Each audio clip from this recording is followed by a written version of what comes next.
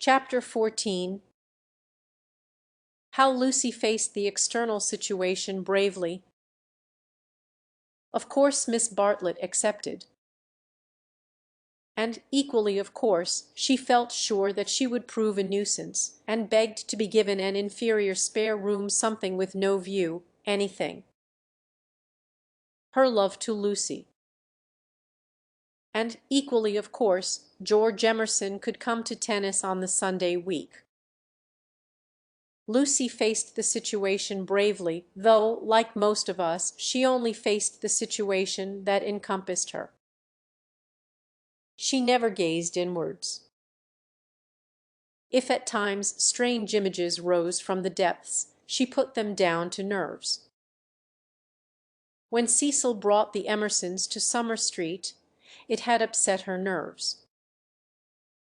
Charlotte would burnish up past foolishness, and this might upset her nerves. She was nervous at night. When she talked to George they met again almost immediately at the rectory. His voice moved her deeply, and she wished to remain near him. How dreadful if she really wished to remain near him! Of course, the wish was due to nerves, which love to play such perverse tricks upon us. Once she had suffered from things that came out of nothing and meant she didn't know what. Now Cecil had explained psychology to her one wet afternoon, and all the troubles of youth in an unknown world could be dismissed. It is obvious enough for the reader to conclude she loves young Emerson. A reader in Lucy's place would not find it obvious. Life is easy to chronicle, but bewildering to practice, and we welcome nerves or any other shibboleth that will cloak our personal desire. She loved Cecil, George made her nervous. Will the reader explain to her that the phrases should have been reversed? But the external situation she will face that bravely. The meeting at the rectory had passed off well enough. Standing between Mr. B.B. and Cecil, she had made a few temperate allusions to Italy, and George had replied. She was anxious to show that she was not shy, and was glad that he did not seem shy either. "A nice fellow," said Mr. B.B. afterwards. "He will work off his crudities in time. I rather mistrust young men who slip into life gracefully." Lucy said, "He seems in better spirits. He laughs more." "Yes," replied the clergyman. "He is waking up." That was all. But, as the week wore on, more of her defences fell, and she entertained an image that had physical beauty. In spite of the clearest directions, Miss Bartlett contrived to bungle her arrival. She was due at the southeastern station at Dorking, whither Mrs. Honeycorth drove to meet her. She arrived at the London and Brighton station, and had to hire a cab up. No one was at home except Freddie and his friend, who had to stop their tennis and to entertain her for a solid hour.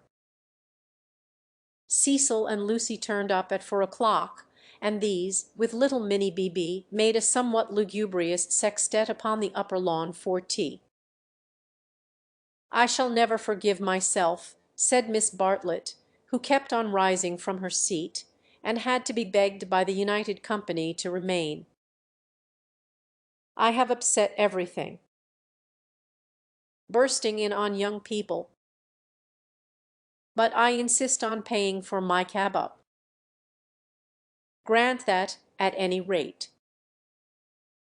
"Our visitors never do such dreadful things," said Lucy, while her brother, in whose memory the boiled egg had already grown unsubstantiable, exclaimed in irritable tones, "Just what I've been trying to convince cousin Charlotte of, Lucy, for the last half-hour. I do not feel myself an ordinary visitor," said Miss Bartlett, and looked at her frayed glove. "All right, if you'd really rather." 5 shillings, and I gave a bob to the driver. Miss Bartlett looked in her purse. Only sovereigns and pennies.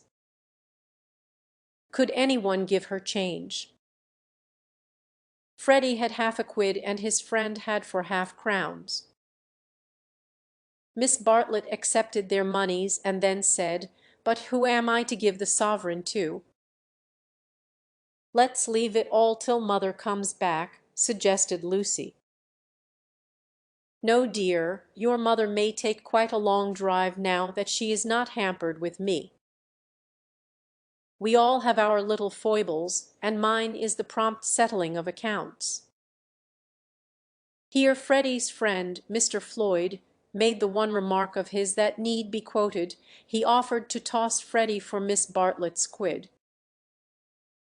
A solution seemed in sight, and even Cecil, who had been ostentatiously drinking his tea at the View, felt the eternal attraction of chance, and turned round.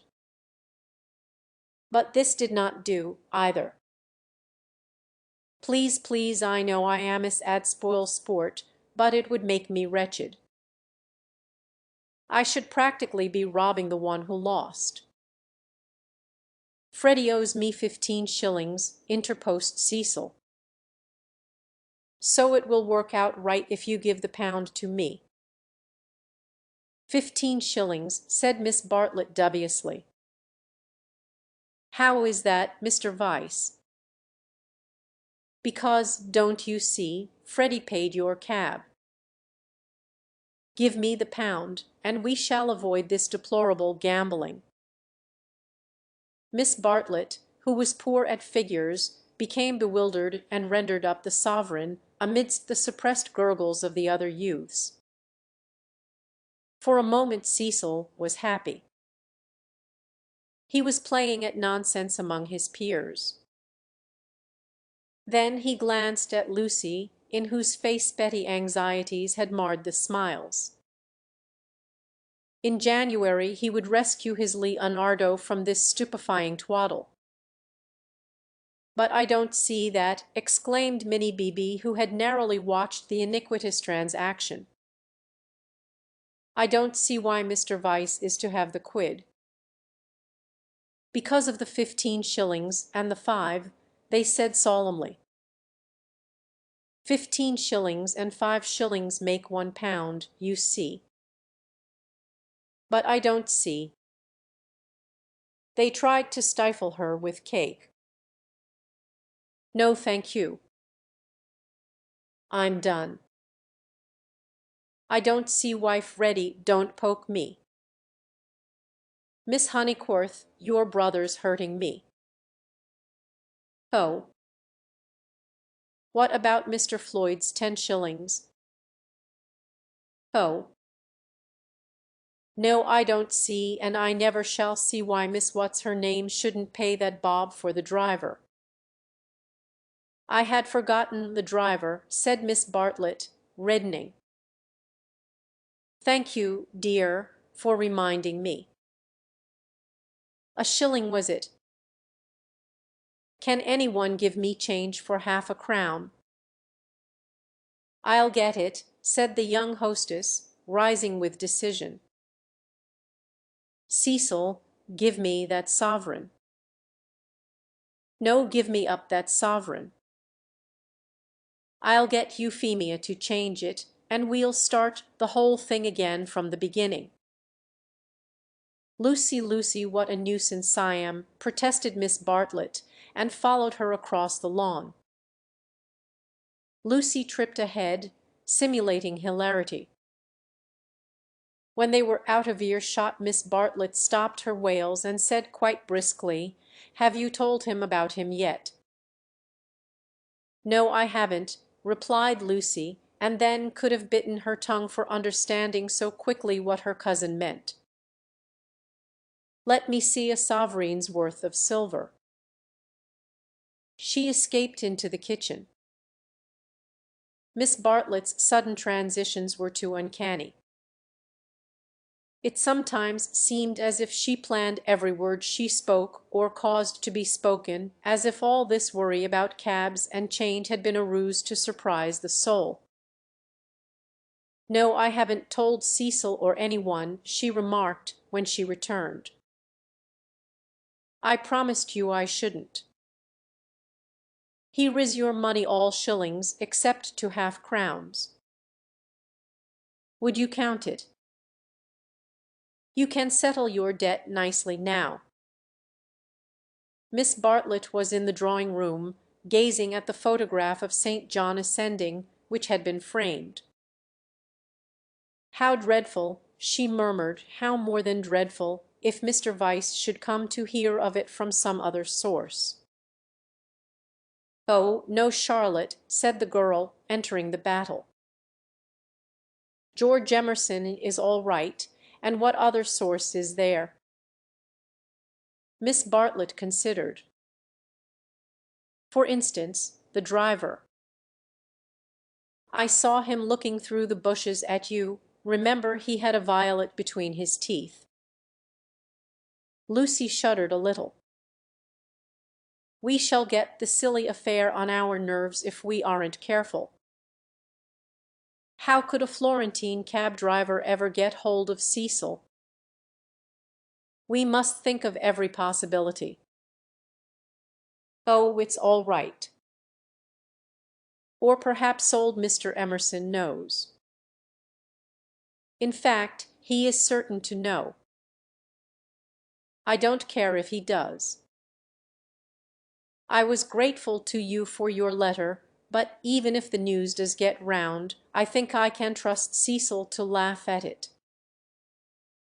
To contradict it. No, to laugh at it." But she knew in her heart that she could not trust him, for he desired her and touched. "Very well, dear, you know best. Perhaps gentlemen are different to what they were when I was young. Ladies are certainly different. Now, Charlotte," she struck at her playfully. "You kind, anxious thing. What would you have me do? First you say, 'Don't tell,' and then you say, 'Tell.' Which is it to be?" "Quick." Miss Bartlett sighed. "I am no match for you in conversation, dearest. I blush when I think how I interfered at Florence, and you so well able to look after yourself, and so much cleverer in all ways than I am. You will never forgive me.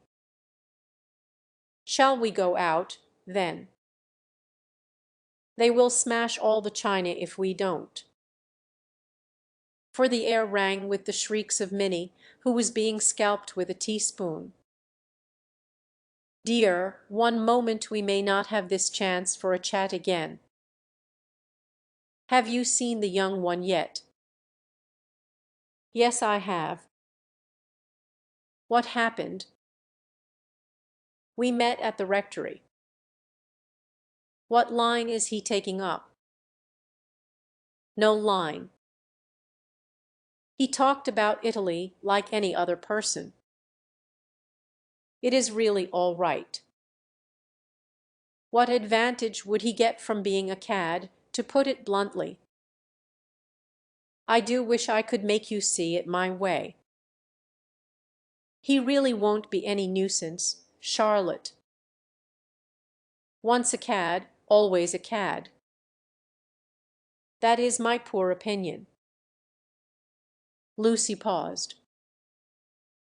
"Cecil said one day, and I thought it's profound, that there are two kinds of cads, the conscious and the subconscious." She paused again, to be sure of doing justice to Cecil's profundity. Through the window she saw Cecil himself turning over the pages of a novel. It was a new one from Smith's library. Her mother must have returned from the station. "Once a cad, always a cad," droned Miss Bartlett. "What I mean by subconscious is that Emerson lost his head." I fell into all those violets, and he was silly and surprised. I don't think we ought to blame him very much. It makes such a difference when you see a person with beautiful things behind him unexpectedly. It really does. It makes an enormous difference, and he lost his head. He doesn't admire me, or any of that nonsense, one straw. Freddie rather likes him, and has asked him up here on Sunday, so you can judge for yourself. He has improved. He doesn't always look as if he's going to burst into tears. He is a clerk in the general manager's office at one of the big railways, not a porter, and runs down to his father for weekends. Papa was to do with journalism, but is rheumatic and has retired. There. Now for the garden. She took hold of her guest by the arm. Suppose we don't talk about this silly Italian business any more. We want you to have a nice restful visit at Windy Corner, with no worriting. Lucy thought this rather a good speech. The reader may have detected an unfortunate slip in it. Whether Miss Bartlett detected the slip one cannot say, for it is impossible to penetrate into the minds of elderly people. She might have spoken further, but they were interrupted by the entrance of her hostess. Explanations took place, and in the midst of them Lucy escaped, the images throbbing a little more vividly in her brain,